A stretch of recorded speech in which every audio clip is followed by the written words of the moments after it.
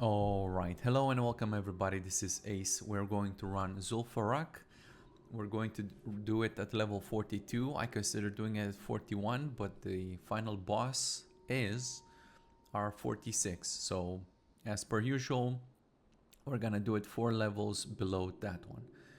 You can see these guys are pretty high level themselves, so I expect it should be challenging. But good news everybody, because we're doing it at 42, that means shamans have obtained at 42 totem Grace of Air. So the melee DPS shamans, they will be totem twisting. So we'll go with them to see how that looks like. I also looked into the one problem that remained from the previous video, which was Whisper casting should ignore blacklist. So I fixed that one and we can test it, but you'll have to take my word for it, it works. Cool. So because we are going with a totem twisting shaman, what sort of group composition should we use? We have seen in the previous video that well, we could go with something like a priest, and he will want, but he will not benefit from the Pupisen, right? What's it called? From the totem twisting stuffs. But if we go with anything else, yeah, the other healers will melee attack, and we have seen them benefit from that, the Wind Fury and whatnot. And the problem, I would say, if you start to use consumables and you sharpen your weapon, the companions will use oil of whatever, brilliance oil, whatever the mana regeneration oil is. And in that case, they will not benefit from Wind Fury, so keep that in mind. But since we will not be using any oils, then it should be okay. So I think we want to pair Shaman melee DPS with the warrior type. So I don't really like to do 2 warriors because they overlap the buffs. So let's do a paladin tank. And it would have been nice to also use maybe a paladin melee DPS, but for the purpose of diversity, let's say, let's do a druid healer, because we can see how much damage he's doing with the staff. We saw the paladin healer in the previous video, I think. He was doing like, I don't know, 10% extra just because of the Wind Fury buff. So it does help a little bit, but we're gonna see how it affects the druid. And we're gonna use a warrior, and we're gonna use a shaman melee DPS. We're gonna buff, we're gonna mark everybody.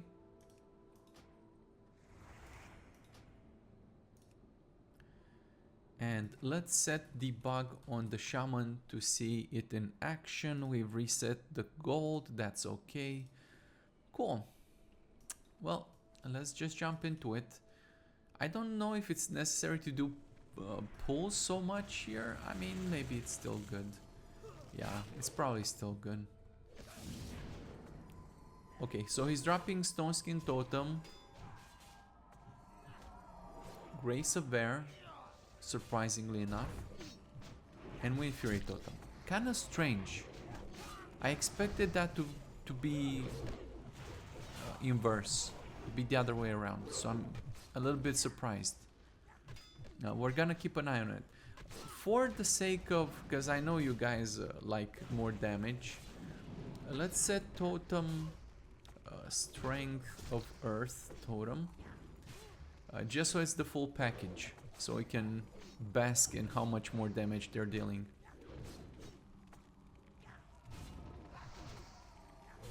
Okay.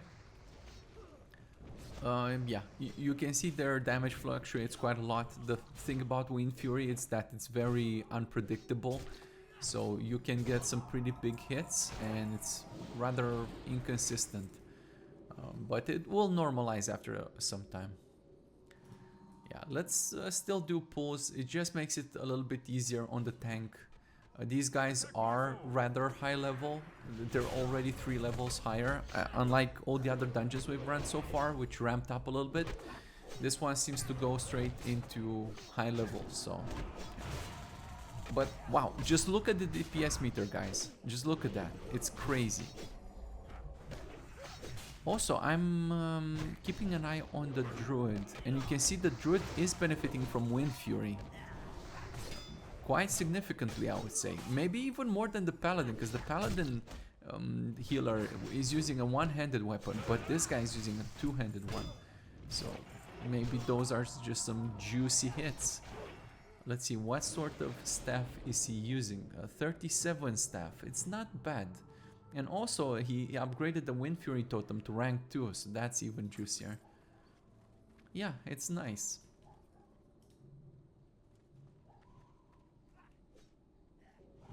Attack my foe. Yeah, the Shaman is still doing his lightning poopy out of combat. You can argue about that if you'd like, I don't know. But yeah, you can see his totem twisting. So he opened up with Chain Lightning, Strength of Earth, Wind Fury into Grace of Air, into Mana Spring, into Fire Nova, Earth Shock, rank 5 to execute people. That sounds awful when I say it. Searing Totem, Storm Strike, Flame Shock. This is all correct. I have nothing against that rotation. That's correct. And you can see his damage is up there. And still, just the warriors, dude. I don't know. Maybe I'm just doing it wrong with the warriors. But they're just consistently... Well, okay, his weapon is not the greatest. Yes, again. You know what? Let's... Maybe next dungeon, if I remember, let's just randomize the warrior until he gets a good weapon, yes? Or what weapon is this guy using, actually? It's using the same weapon, so come on, it's fair. It's fair. So if he sucks, it's his own fault, really. We cannot blame the weapon. They both have similar weapons, so if he's sucky, his own fault, basically.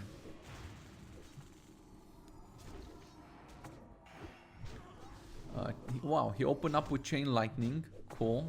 Strength of Earth, Wind Fury, Grace of Air, Mana Spring, Searing Totem. That's correct. If it's correct, it's correct. I'm surprised the Shamans are doing so well though. But maybe I'm not that surprised because the Warriors are consistently lower DPS.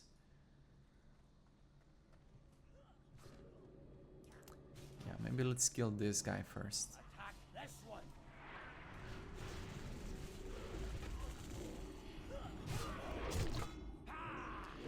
He's going to drop totems whenever he's in melee range of whatever he's supposed to be attacking, so he won't drop them on the way there just because of the range and all that. Oh, look at that, everybody. Look who's casting Hurricane. That's your healer right there. And look at his damage going up. I don't know how many targets he needed for that. I think 5 at least. But that's pretty cool, right? I mean, it's somewhere at the bottom of his priority list, so don't think that he's doing that instead of healing. Of course, someone could have needed healing while he was casting that, so you can argue about it. Of course, you can deny it if you don't like it, suit yourself, but it's very awesome when it happens. And the cooldown, I think it's about 1 minute, so he can use it rather frequently, let's say. Still. Yeah, he's getting pretty good damage from the Wind Fury. I think better than the Paladin was, but overall I think the Paladin was still dealing more damage on behalf of, on account of him. Yeah, on account of him using Consecration, and that Consecration really does go a long way. Yeah, I'm kind of sketchy that they might accidentally pull this next pack, but if they do, that's fine, because I would like to see them under stress.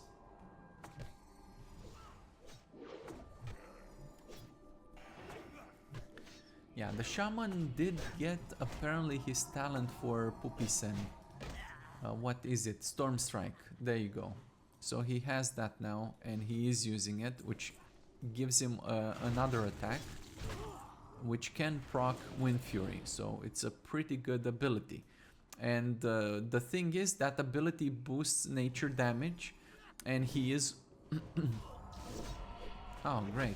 Yeah, let's just pull everything. Why not? Oh, that's gonna be a wipe.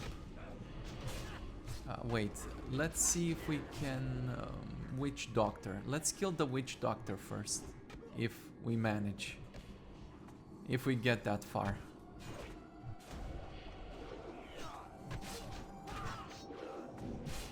We have another Witch Doctor here. Wow, wow, those Witch Doctors, dude. Amazing healing.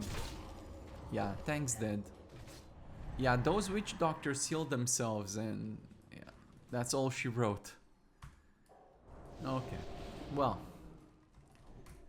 Definitely don't play like that and pull back, yes? Which is not hard, let's be honest. Look, this guy's just patrolling around. You can pull back. And that's all it takes. You can pull those guys around this boulder. It's not a problem. I'm purposefully pushing them just to see how they handle it. But of course, there's a limit to this. It's not like they can just do the whole entire instance. So I try to push them within reason to just see if they can use their defensive abilities and all that jazz. So what we're gonna do a pullback here.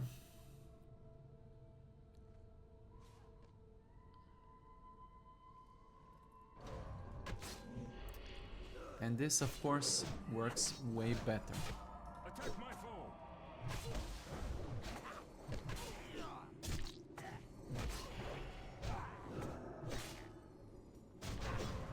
I think the Paladin is not doing Consecration because of this bug right here. If we kill the bug, well, he needs at least 3 targets, so now it's too late. But it was because of the bug, potentially. I guess we could maybe respawn, but it may not work. Anyway.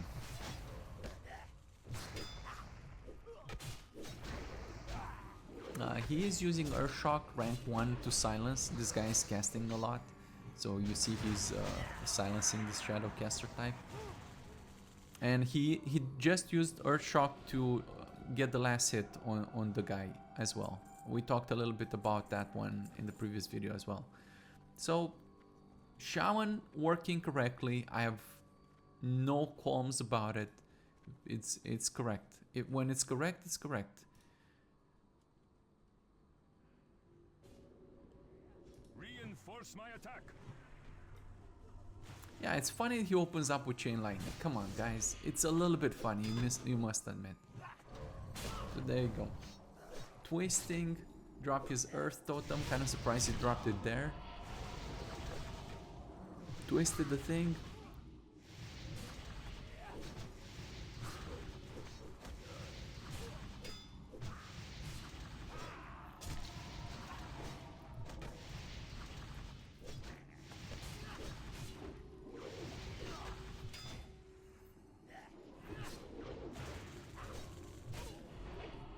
Just so you know, if you're wondering why they went and attacked the Sand Fury Blood Drinker instead of the Shadowcaster, and you yourself may have went for the Shadowcaster, that's fine. When you attack something, they will try to assist you in that. But because I'm not attacking, they decide on their own. And like I've explained in one of the previous videos, when they have multiple priorities for targeting enemies, and one of them is they will go for whatever has the highest threat from a tank, right? So they're trying to give the tank an easy time and attack something that he's got a lot of threat on. So yeah, it makes it a little bit easy for the tank to hold aggro. But there's also another thing. If there's no tank in the group, then they'll just go for the lowest HP enemy. They prioritize mostly focus marks and on whisper commands and whatever you're personally attacking, and highest threat and lowest HP in sort of that order. So that's why they went for the tankier guy. You could have just either started them on the Shadowcaster or put a focus mark, which is what I normally do.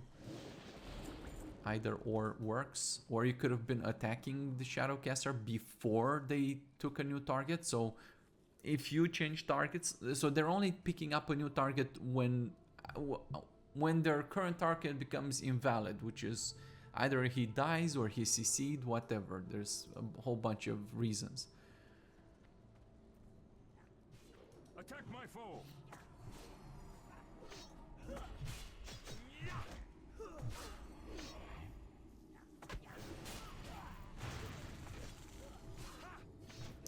Okay, I am convinced with the shaman.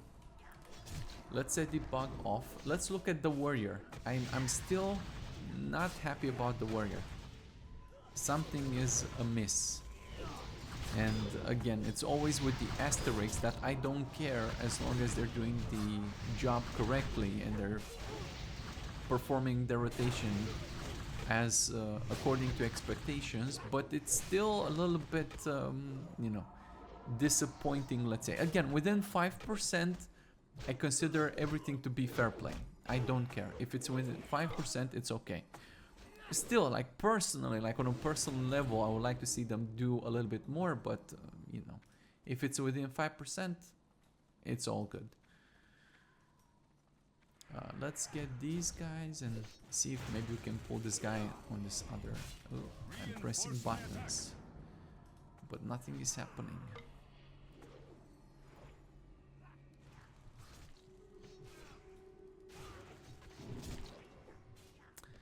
This is a little bit sketch.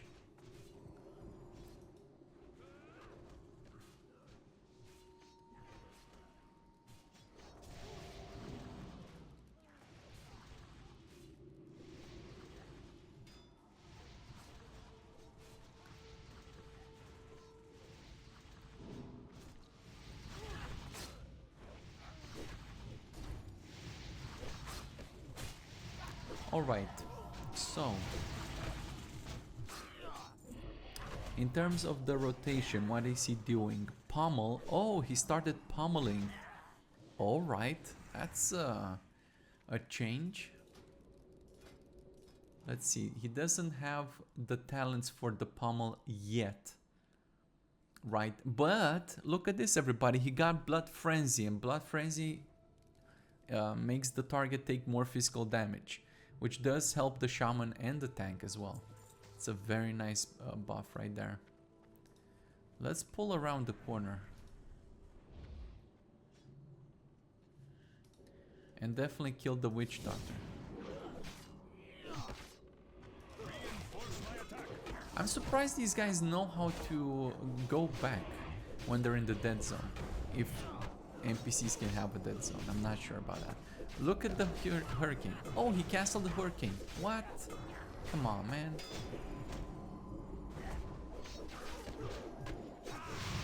I think the paladin just dispelled my polymorph, so bring a paladin was a good choice.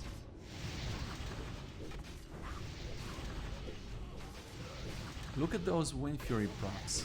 So juicy.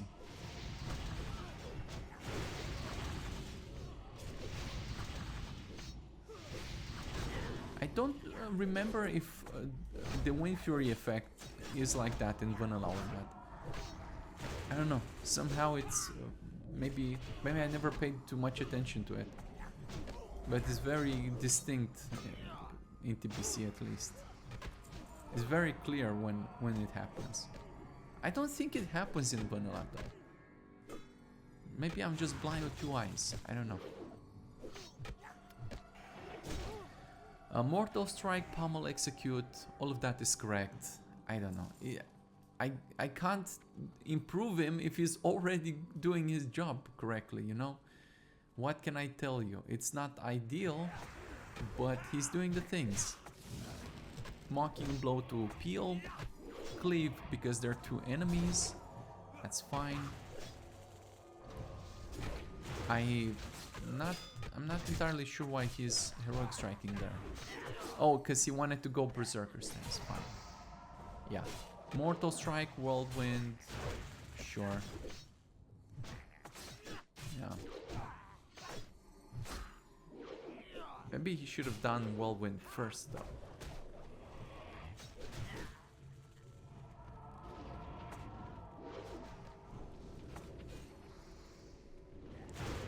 He's doing slams after he's auto-attacking. So after he resets his auto-attack, he's slamming. His slams are not talented, so you could argue that maybe because they're not talented, he shouldn't be using it. It would be a good argument. I don't really know the logistics there precisely, but I think intuitively that it should be good. I could be wrong about it though.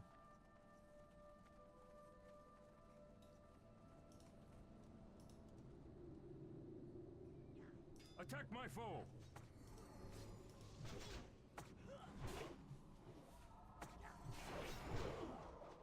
Yeah. Battle Shout, Mortal Strike, Blood Rage, Whirlwind. Like, there's nothing to say about it. It's just correct. When it's correct, it's correct.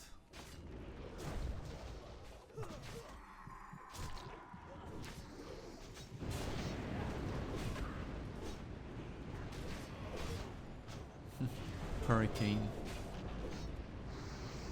How much is he doing with the Hurricane?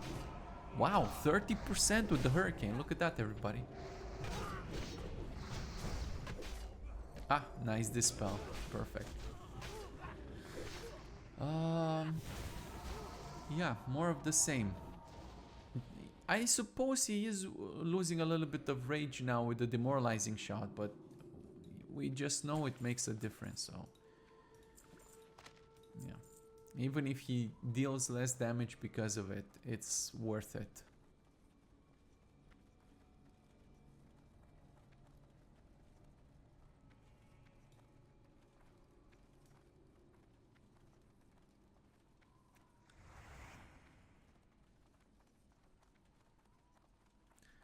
If you had, say, a warrior tank and a warrior melee DPS, they would both try to demoralize Shout, but I think the tank has less restrictions on it. Like the melee DPS only does it when there are like all the enemies within the radius, whereas the tank kind of does it whenever, and the tank, I think it may have that as a higher priority, I'm not sure.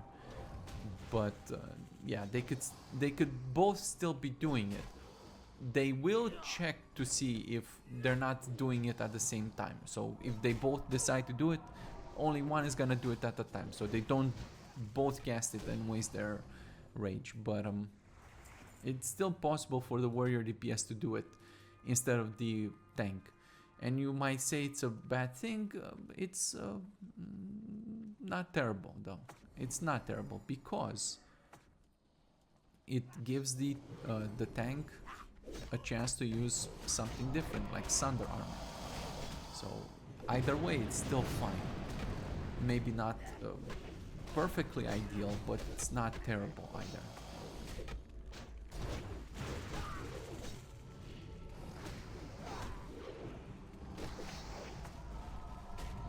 You can see he's sundering on the boss. Yeah, so he's obviously losing damage, like personal damage when he's doing this, but as a group, because everybody in the group, well, except for me because I'm not attacking, but everybody else is benefiting from that Sunder Armor. So it's pretty good. And notice the fact that the Paladin, for some reason, has applied Wisdom on the boss, which means if the healer is melee attacking the boss, he's regenerating some mana. So that's a very cool synergy there. Which is why I'm happy that the healers are attacking, even though it may seem like it's not the best idea to put them in harm's way. I didn't implement any way to deny that from happening if you don't want them to melee attack. Maybe I should make some kind of deny type of stuff. I'll think about it. If someone complains, maybe I'll do it. I don't think it's worth doing otherwise, because we have allowed them to attack in all the dungeons so far, and we have observed what? That it's okay, right? We haven't seen any issues Well, there were some issues, sure. If you think about SFK, there were some monsters towards the middle of the dungeon who would AoE CC, AoE silence, and then you want your healer to stay a little bit back, and you can simply just put him with stay, and it's only like 2-3 pulls that have that issue, and then you're okay. So it's not particularly too difficult to fix on your own. Yeah.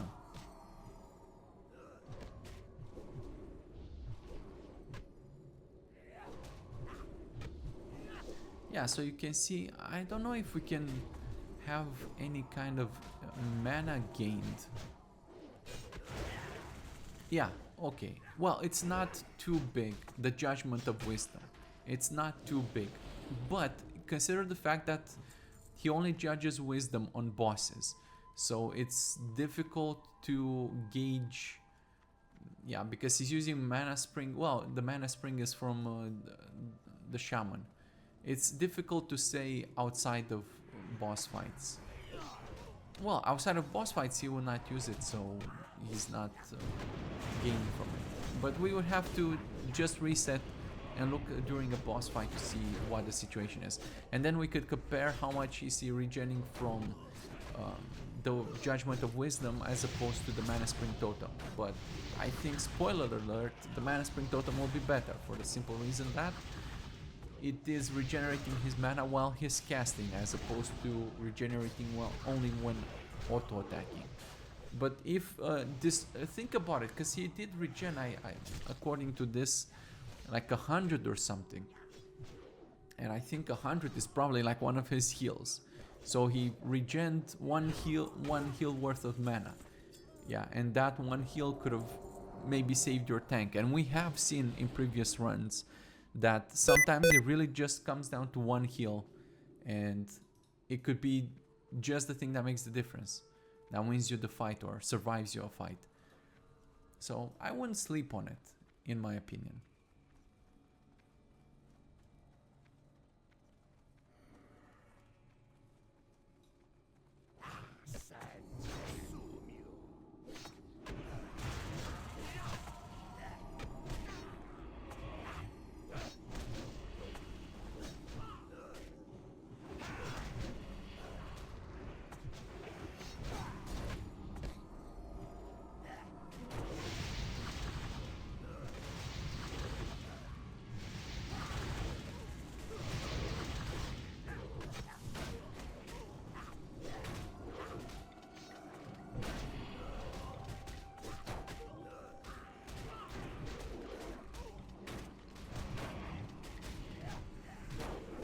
This is a little bit sketch, but I think they might just pull it off. This is always kind of a sketch fight, so you need pretty good damage here. But they seem to have it. If we look at mana gain, you see he keeps gaining mana whenever he's fighting these bosses, just ever so slightly. What about the other guys? Hold on, give me a second.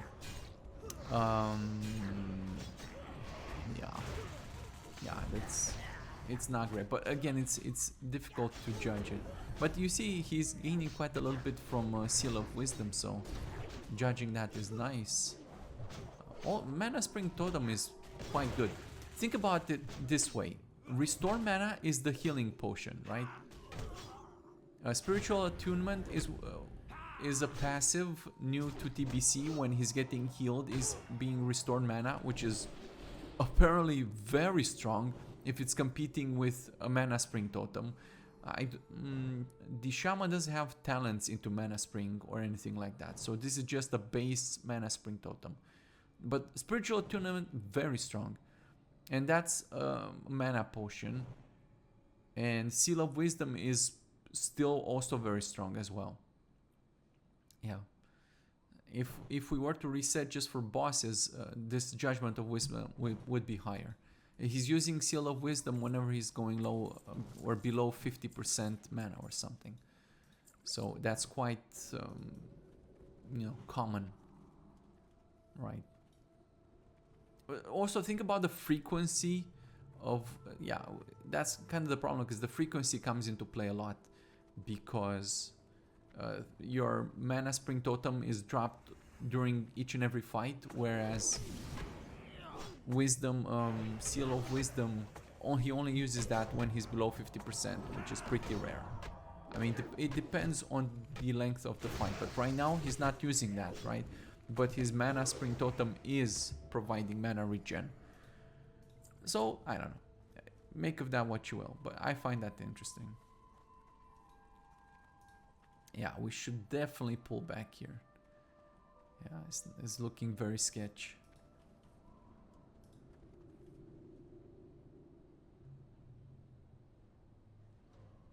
Attack my foe.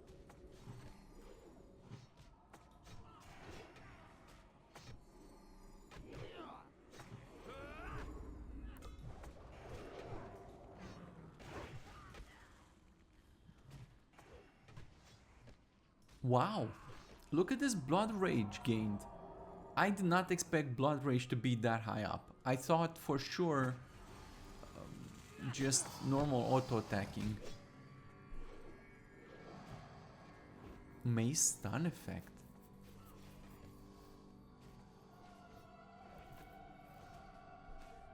Great rage. I suppose that's a rage potion. I kind of suspected rage to be better, charge to be better, but it's kind of difficult because now he's switching between. Oh, whoa, whoa, whoa, whoa, whoa, whoa, whoa, whoa, boys, what the fuck? Everybody's just fucking around. I take my eyes off them for a second, and this is what they do.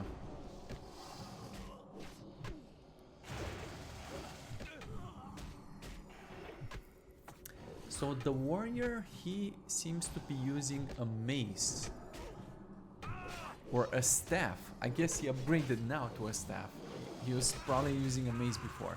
If we look at his talents, yeah, he does have mace talents. Maybe this is the reason why he was doing less damage, everybody, because he spawned with the mace, and like I told you before, the rogues and the warriors, they're dynamically allocating their talent points based on the weapon. So if he generates a mace, then he's going to get talents into the mace. And you know, the mace provides utility again, which is great overall. And if we look at what can we look at? Well, we cannot really see any kind of CCs done, can we? We cannot. But if this mace stun effect means that he's gained rage from stunning, maybe, then that's pretty good, but I cannot confirm that. I just find it interesting as a curiosity, I suppose. But yeah, next dungeon, let's just generate warriors until they get a sword or an axe. Yes, how about that one? And yeah, probably a level appropriate weapon, and then we'll see if their damage is fixed or not. Because rotation wise, maybe it's not 100% perfect, but it's not terrible, so I don't know. Reinforce my attack.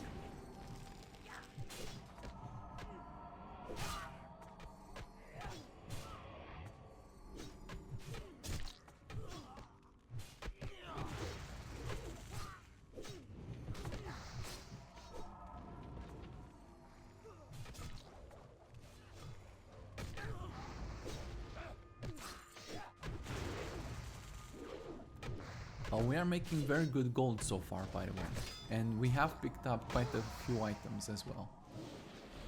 Wow, this sword is pretty cool. Too bad you have to be 44 to use it. Oh well.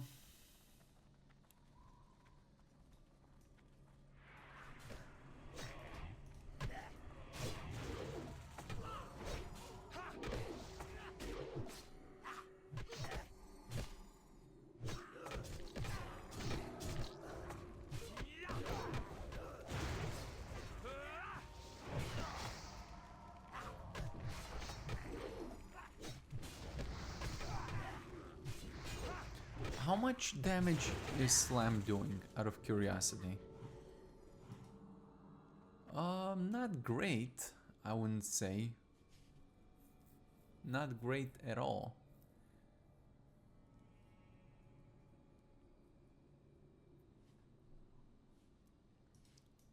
We'll look at it again once he puts some points into slam.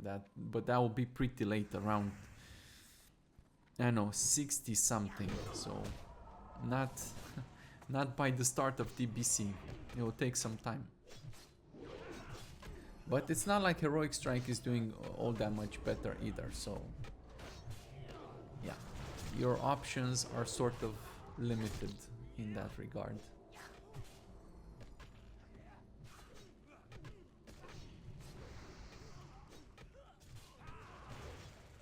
All I can tell you is that I think he's pulling for Rage before using Slam, just like he would for Heroic Strike. So is he pulling? I think he may be pulling all the way to 70 or something, 75, right? Because we talked about it in the previous video that he's going to pull for Bloodthirst or Mortal Strike, and then he'll pull for Whirlwind when he's not in a raid, and he'll pull for the 20 that it costs. I don't have it so I can see how much it costs, but it's probably like 15 to 20 rage for the thing, so that puts him at around 70, and then he'll use it after he's just used an auto attack, which is the correct way to do it. So it's not like he's inefficient about it, it's quite correct in fact.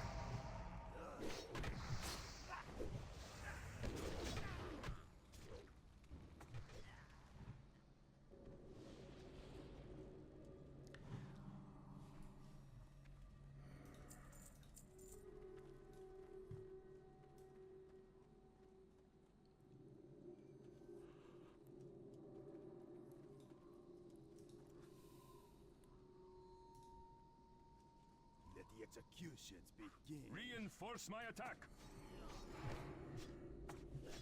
Yeah, he's using Death Wish when fighting a boss, that's correct. Demoralizing Shout, Sunder, cool.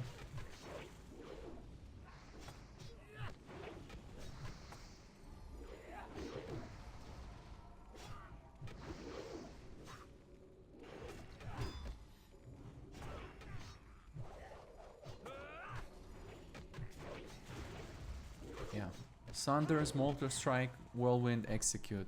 It's just correct. I think. No, I'm gonna stop worrying about it because I don't care what the damage meter says. If they're doing the thing, then they're doing the thing. Wait, when they get what was the upgrade to the staff like? How much better was the staff? I don't know. It's been too long and we cannot find it in the chat anymore.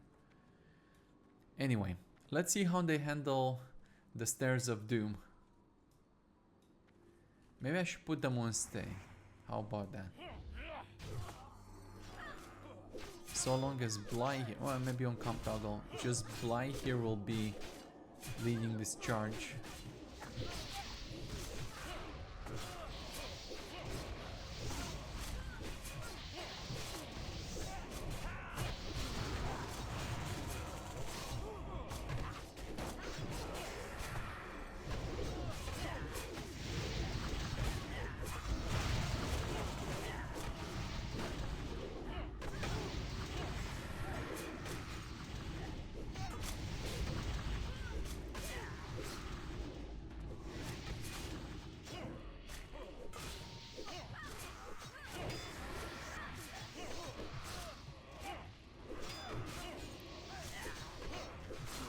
It's not ideal when you keep them in one place like this, instead of letting them loose so they can go around, position themselves and do what they need to do and get in range to attack.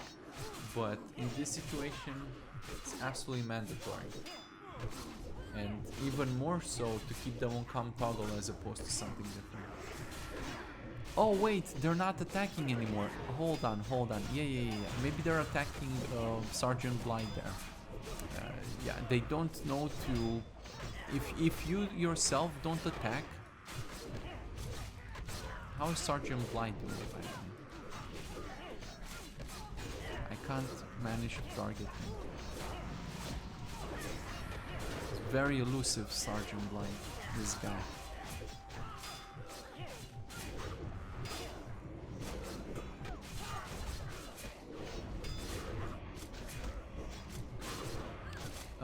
Whoa. That is not good. That's a bad day. Man, I wish they were using the bombs, but I don't know why they pulled everything. That is not good, bro. Well, we're gonna have to reset this one.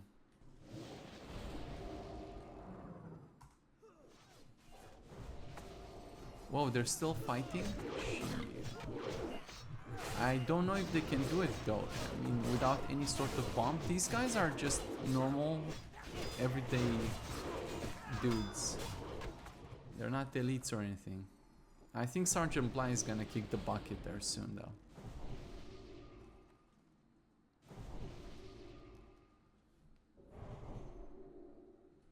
Yeah, that's unfortunate.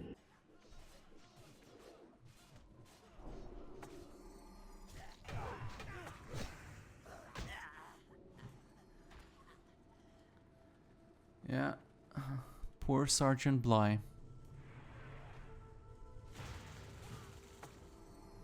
Yeah, I don't know if maybe they're too close, or why did they pull the whole entire thing? I should have just pulled them back, in fact.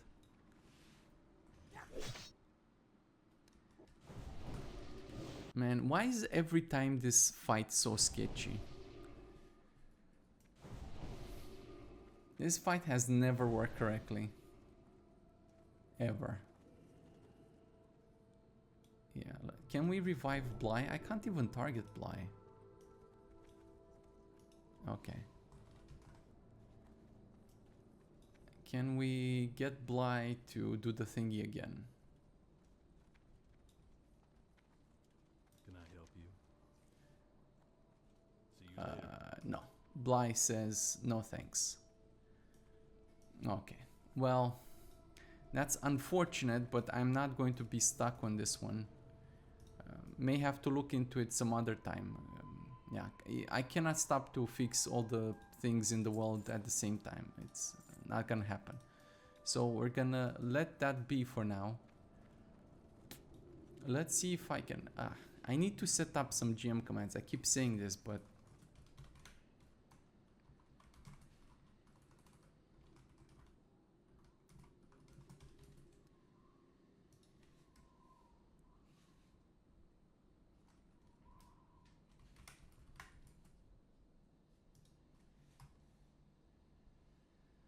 Really?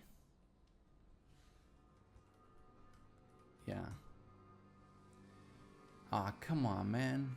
Yeah, I may have to look into these GM commands. They're just different and they are not getting the job done.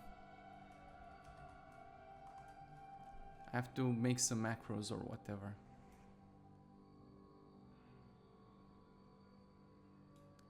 Oh my god, someone's flying over. It's a cheat. It's a scam.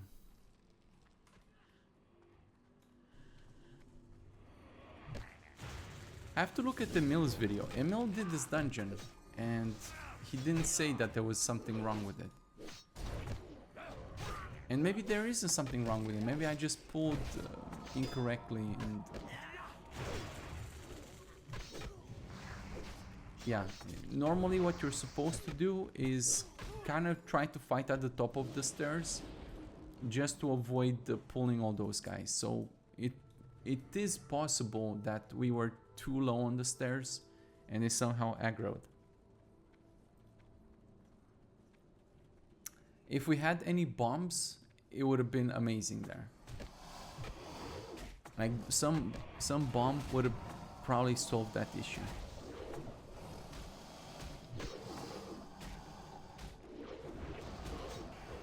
I'll ask Emil or I'll look at his video to see what he did about it.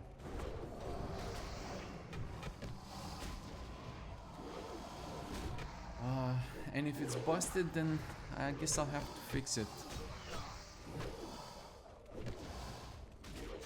But not anytime soon. My priority right now is just finishing with the companion logic. Because the core has 1,000,001 issues to be fixed, and that takes its own state of mind to do it, and it's completely different things. It's not easy to flip-flop between this and that and the other thing, which I'm already doing with different things. It could also be because we're kind of low level, and yeah, maybe we're low level and the aggro radius was high and we were too low down the stairs. That could have been it. Or again, it could have been just be busted. It's hard to say. Might have to do this again. But I'm keeping it in mind for sure.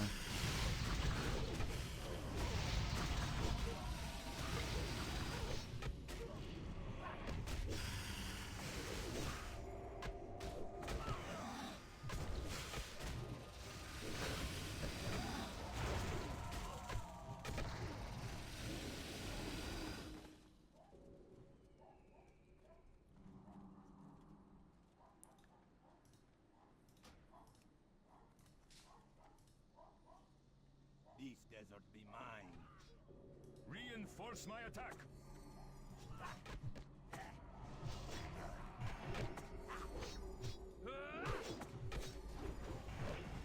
Okay, I think we'll stop after these bosses.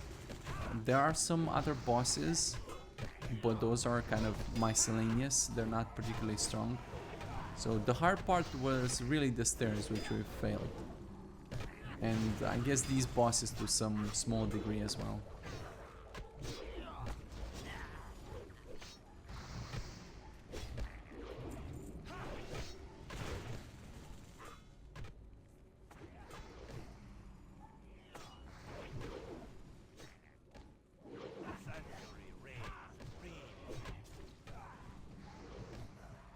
Well, okay guys, that was pretty much it. I'll note down the gold and I'll see you in the next video.